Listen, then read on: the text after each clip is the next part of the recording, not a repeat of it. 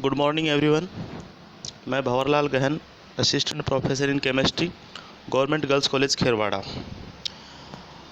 आज अपन जो coordination compound के लास्ट वीडियो के बारे में अपन देखते हैं। इसमें अपन जो लास्ट बची हुई चीज़ें हैं, जैसे एक जो अपन ने CFSE एनर्जी पढ़ी थी, और जो CFSE एनर्जी है उसका जो लिगेंड के द्वारा CFSE एनर्जी पे क्या प्रभाव पड़ता है, और जो दो टाइप के लिगेंड बताए थे, वीक लिगेंड और स्ट्रॉन्ग लिगेंड, उनका जो CFSE होता है वो उसकी वैल्यू क्या होती है, इन चीज़ों के बारे में स्पेक्ट्रोकेमिकल सीरीज़ के द्वारा देखेंगे। और बिल्कुल फैक्चुअल है स्पेक्ट्रोकेमिकल सीरीज। दूसरी चीज़ इसमें अपन इस वीडियो के ज़रिए अपन जो कोऑर्डिनेशन कॉम्प्लेक्सेस है उनका यूजेस देखेंगे, जो अपने को जो ऑब्जेक्टिव क्वेश्चन में या फिर जो वन लाइन आंसर वाले क्वेश्चन में और अपने को देखने को मिलते हैं। देखते हैं तो spectrochemical series, the arrangement of various ligands in the decreasing order of their field strength and the splitting power of D orbitals of the metal atom. ठीक है, अरेंजमेंट किया इसको डिक्रीजिंग ऑर्डर में, और कौन से पावर में किया है, स्प्लिटिंग पावर में, डी ऑर्बिटल्स की स्प्लिटिंग पावर में किया है। इसी को अपन स्पेक्ट्रोकेमिकल सीरीज बोलते हैं। Strong field ligand have higher splitting power of d orbital, hence higher crystal field splitting energy. ये चीज़ अपन ने देखने को मिल गई थी, पहले भी अपन देखा था कि जो वे डी ऑर्बिटल्स होते हैं जो स्ट्रॉन्ग फील्ड लगा होता है उन पे, तो वो क्या होते हैं, हायर स्प्लिटिंग देते हैं। और इसी तरह से जो वीक फील्ड लगा होता है डी ऑर्बिटल्स पे, मेटल पे, वो क्या देते हैं, लोअर स्प्लिटिंग शो करते हैं। The field strength of ligand does not depend upon the geometry of the complex और nature of central metal ion और एटम। द फील्ड स्ट्रेंथ, ये जो फील्ड स्ट्रेंथ है ये अपन स्पेक्ट्रोकेमिकल सीरीज के द्वारा देखते हैं। ये क्या होती है कि जियोमेट्री पे डिपेंड नहीं करती, of the complex of the nature of central metal ion, और जो सेंट्रल मेटल आयन है उनकी नेचर पे भी डिपेंड नहीं करती है। नेक्स्ट, स्पेक्ट्रोकेमिकल सीरीज दे रखी है जो बाइफैक्चुअल, the decreasing order of field strength of some of the ligand is carbonyl है, साइनाइड है। डिक्रीजिंग ऑर्डर है ये अमोनियम है, अमोनिया, ADTA होता है, ethylene diamine tetra acetate, H2O, OH होता है, फ्लोराइड होता है, सल्फाइड होता है, क्लोराइड होता है। This series depends on the power of splitting the D orbitals and is called spectrochemical series. ठीक है, इस सीरीज को अपन क्या बोलते हैं, स्पेक्ट्रोकेमिकल सीरीज बोलते हैं, जो डिपेंड करती है power of splitting, D orbitals की पावर ऑफ स्प्लिटिंग पे डिपेंड करती है। Next, spectrochemical series. अब ये देखो एक अरेंजमेंट दे रखा है लिगेंड का, ठीक है, और जिनका जो क्रिस्टल फील्ड जो CFSE होता है, क्रिस्टल फील्ड स्टेबलाइजेशन एनर्जी होता है, डेल्टा का मान होता है, वो दे रखा है हर लिगेंड का। तो अपन देखते हैं कि इसमें वीक से स्ट्रॉन्ग की तरफ ये सीरीज़ बनी हुई है, जिसमें आयोडीन है, ब्रोमीन है, थायोसाइनाइड है, क्लोराइड है, एजो है, फ्लोराइड है, और एमाइड है, हाइड्रोक्सो है, ऑक्सीलेटो है, ठीक है, ऑक्सो है, एक्वा है, isothiocyanide, pyridine, ammonia, ethylene diamine bipyridine, phenanthrene, nitromethylphenyl cyanide और कार्बोनिल। ये स्ट्रॉन्ग की तरफ, वीक से लेके स्ट्रॉन्ग की तरफ ये बढ़ा रखी है। ठीक है, अब इसमें देख भी रखा है कि देखो जो स्ट्रॉन्ग फील्ड है, अभी अपने चर्चा की, एक वीक फील्ड है। स्ट्रॉन्ग फील्ड में क्या होंगे, जो मेटल होंगे हायर स्प्लिटिंग देखेंगे, और वीक फील्ड में जो मेटल के जो डी ऑर्बिटल्स है वो लोअर स्प्लिटिंग करेंगे। ठीक है, एप्लीकेशन ऑफ कोऑर्डिनेशन कंपाउंड्स। तो अपन ने सारी कोऑर्डिनेशन कंपाउंड की चर्चा की है, और कोऑर्डिनेशन कंपाउंड में अपन ने हर चीज़ के बारे में देखा है जो मेनली अपने सिलेबस के हिसाब से है।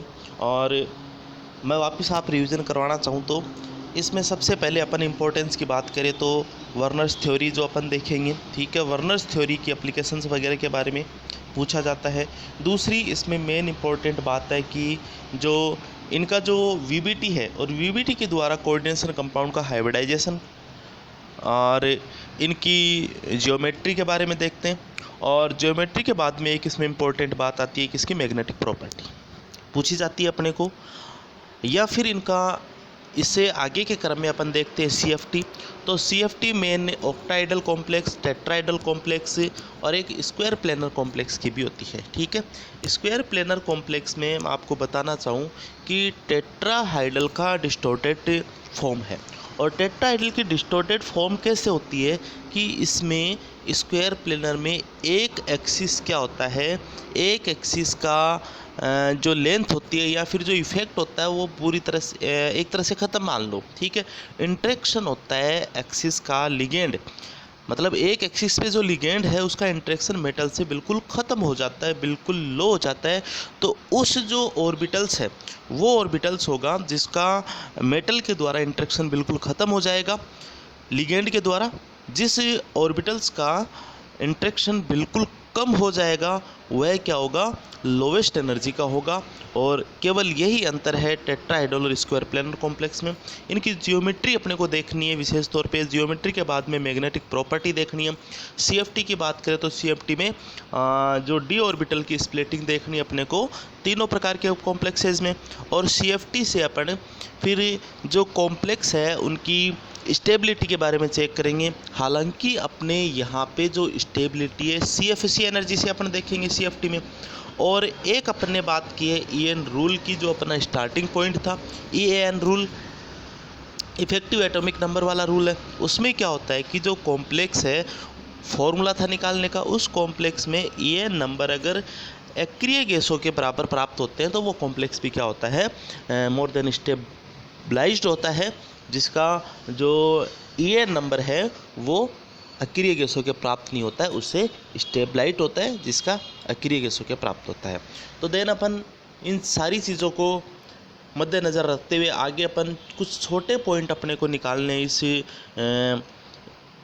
यूनिट के ज़रिए, जिसमें अपन देखते हैं इनके यूजेज वगैरह के बारे में। तो एप्लीकेशन ऑफ कोऑर्डिनेशन कंपाउंड, इसमें extraction of metal, analytic chemistry, biological importance in medicine में, इलेक्ट्रोप्लांटिंग में, for estimation of hardness of water में, in modify the redox behaviour of metal ions. देखो थोड़ा थोड़ा मैं इनके बारे में बता दूं आपको। Next, extraction of metal. देखो एक्सट्रैक्शन में क्या करते हैं अपन, technical used for noble metal like Ag and Au, silver और जो सोना होता है, चांदी और जो सोना होता है, नोबल मेटल्स लाइक सिल्वर और gold are extracted from there और by the formation of cyanide complexes. उसका साइनाइड कॉम्प्लेक्सेस है जिसका मैं आपको बता दूं नाम होता है dicyano argentite first and dicyano aurate first. ठीक है, दोनों प्रकार के द्वारा अपन डाइसाइनो अर्जेंटाइट के द्वारा अपन सिल्वर का एक्सट्रैक्शन करते हैं और डाइसाइनो ऑरेट के द्वारा अपन जो Au का या फिर जो गोल्ड है उनका अपन एक्सट्रैक्शन करते हैं। रिएक्शन दे रखी है Ag2S प्लस 4NaCl। ठीक है, ये कॉम्प्लेक्स बन रहा है और इसमें जो अपने को प्राप्त हो रहा है Na2S। आगे सेम वही प्रोसेस 2Na, ये जो कॉम्प्लेक्स अपने को प्राप्त हुआ इसकी अपन किसी भी मेटल के साथ कराएंगे। देखो ये क्या है कि technical used for noble metal, इसमें क्या होता है नोबल मेटल का अपन टेक्निकल यूज्ड करते हैं एक्सट्रैक्शन में, तो अपने को जिंक के साथ इसकी रिएक्शन करवाते हैं तो एक कॉम्प्लेक्स प्राप्त होता है और दूसरी साइड अपने को Ag प्राप्त होता है एक्सट्रैक्ट के रूप में। ठीक है, तो ये चांदी का हो गया। इसी तरह से अपन देखेंगे एनालिटिकल केमिस्ट्री। एनालिटिकल केमिस्ट्री में सीधी सी बात है कि जैसे मान लो कि कोई भी दो मेटल आयन है, उन दो मेटल आयन को अपन एनालिसिस करेंगे। ठीक है, उन एनालिसिस की रिएक्शन के द्वारा उनको अपन सेपरेशन करेंगे। तो देखते हैं अपन क्वालिटेटिव एंड क्वांटिटेटिव एनालिसिस, दोनों प्रकार का एनालिसिस किया जाता है। ठीक है, in the qualitative methods of analysis complex formation is of immense importance in the identification and separation of most inorganic ions। दे रखी है अपने को रिएक्शन दे रखी है since Cu is more stable than Cd। अब देखो ये चीज़ अपने को बता रखी है, Cu होता है more stable than Cd। अब ये अपन कैसे देखेंगे कि जैसे क्वालिटेटिव और क्वांटिटेटिव एनालिसिस में, therefore on passing H2S only CdS is precipitate। अगर इसमें से अपन H2S गैस से गुजारते हैं तो केवल CDS के अवक्षेप प्राप्त होते हैं। तो क्या होता है कि जो जिसके अवक्षेप बन जाते हैं मतलब वो लेस स्टेबल होगा, ठीक है, और जो मोर स्टेबल वो तो रिएक्शन देगा ही नहीं, अवक्षेप उसके बहुत कम मात्रा में प्राप्त होंगे। दस Cd+2 ion easily detected in the presence of Cu+2 ion, ठीक है। बायोलॉजिकल इंपॉर्टेंस बहुत ही इंपॉर्टेंट है, काफ़ी बार पूछा जाता है। इसकी significant role of plant chlorophyll Mg and animal vitamin B12 है, ठीक है। तो कहाँ कहाँ पे इनका यूज होता है कि एक Mg क्लोरोफिल Mg होता है, प्लांट क्लोरोफिल जो होता है उसमें जो मेटल होता है Mg का यूज होता है। एंड और जो यूज होता है देखो इसमें क्या होते हैं, दो चीज़ों के बारे में अपन देख सकते हैं। एक तो जो डी ब्लॉक एलिमेंट्स है उनका यूजेज, दूसरा इन डी ब्लॉक एलिमेंट से जो कॉम्प्लेक्स का निर्माण हो रहा है उनका अपन यूजेज देख सकते हैं। तो क्लोरोफिल में, दूसरा विटामिन B12 में जो जिसको अपन बोलते हैं cyanocobalamin. Haemoglobin red pigment of blood that's act as a oxygen carrier is a coordination compound of iron. बहुत इंपॉर्टेंट यूज होता है कि haemoglobin red pigment of blood that's acts as oxygen carrier of coordination compound of iron. कि जो iron होता है ये क्या होता है, देखो इसका मैं लिंक आपको करूँ, जैसे ब्लड है आयरन होगा, ब्लड में आयरन होगा मतलब हीमोग्लोबिन में आयरन होगा। ब्लड में RBC होगी मतलब RBC में भी क्या होगा, आयरन होगा। RBC का मेन फंक्शन होता है कि ऑक्सीजन कैरियर का काम करता है, ठीक है। तो इसी तरह से जो आयरन है उसका भी मेन फंक्शन क्या हो जाएगा, ऑक्सीजन कैरियर का फंक्शन हो जाएगा। नेक्स्ट, इन मेडिसिन में यूज होते हैं, जैसे सिस्प्लेटिन है वो कैंसर में यूज होती है। इसी तरह से EDTA is use treat lead poisoning में क्या यूज होता है, EDTA यूज होता है, ठीक है। हार्डनेस ऑफ वाटर, देखो हार्डनेस और वाटर भी अपन दो तरीके से देखते हैं। अगर मान लो वाटर में Ca+2 Mg+2 के आयंस है तो वो वाटर क्या होगा, हार्ड होगा। The hardness of water is estimate by titration with the sodium salt of EDTA। During titration, the calcium and magnesium ion in hard water form the stable complex. Calcium EDTA and magnesium EDTA stability the difference, ठीक है। कि ये जो calcium EDTA का निर्माण करता है, दूसरा मैग्नीशियम EDTA का निर्माण करता है। तो अपन इन यूजेज एप्लीकेशन की बात की अपन ने, चार को अपन डिटेल से देखते हैं, ठीक है। इलेक्ट्रोप्लांटिंग में इसका यूज़ किया जाता है। हार्डनेस अपन ने देख लिया, मेडिसिन देख लिया, बायोलॉजिकल इंपॉर्टेंस देख लिया। The modification of redox behaviour of metal sign, देखो ये भी इम्पोर्टेंट है। ये चीज़ें अपन देखेंगे अपने BSc पार्ट सेकंड के ही जो इलेक्ट्रोकेमिस्ट्री वाला पार्ट है फिजिकल केमिस्ट्री में। थोड़ा सा मैं आपको बता दूं कि जो रेडॉक्स बिहेवियर का मतलब क्या होता है, मतलब एक चीज़ अपने को देखनी है कि जो आयन होते हैं कि मेटल आयन, ये ज़रूरी नहीं है कि एक मेटल आयन पे जो d ऑर्बिटल है इसके बारे में अपन ने देखा था कि ये अलग अलग प्रकार की जो ऑक्सीकरण अवस्था है वो प्रदर्शित करते हैं, ठीक है। डिफरेंट टाइप ऑक्सीडेशन स्टेट ये शो करते हैं और उसी different type of oxidation state के कारण, ठीक है, ये क्या होंगे, एक मेटल ऑक्सीडेशन की तरह भी कार्य करेगा और रिडक्शन की तरह भी कार्य कर सकता है, ठीक है। ये चीज़ें अपन आगे देखेंगे जिनका बहुत यूज होता है, बहुत सारा मतलब यूज होता है इसका।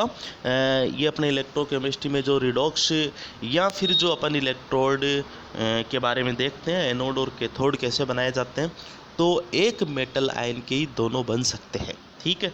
मेन बात इसमें एक मेटल आयन के दोनों बन सकते हैं, मतलब एनोड या कैथोड, मतलब ऑक्सीडेशन या रिडक्शन दोनों प्रकार की रिएक्शन शो कर सकते हैं, ठीक है। तो अपना ये कोऑर्डिनेशन कंपाउंड का जो चैप्टर है वो ख़त्म हुआ। नेक्स्ट अपन स्टार्ट करेंगे और आगे के वीडियो में आपको जानकारी मिल जाएगी, ठीक है। Thank you so much.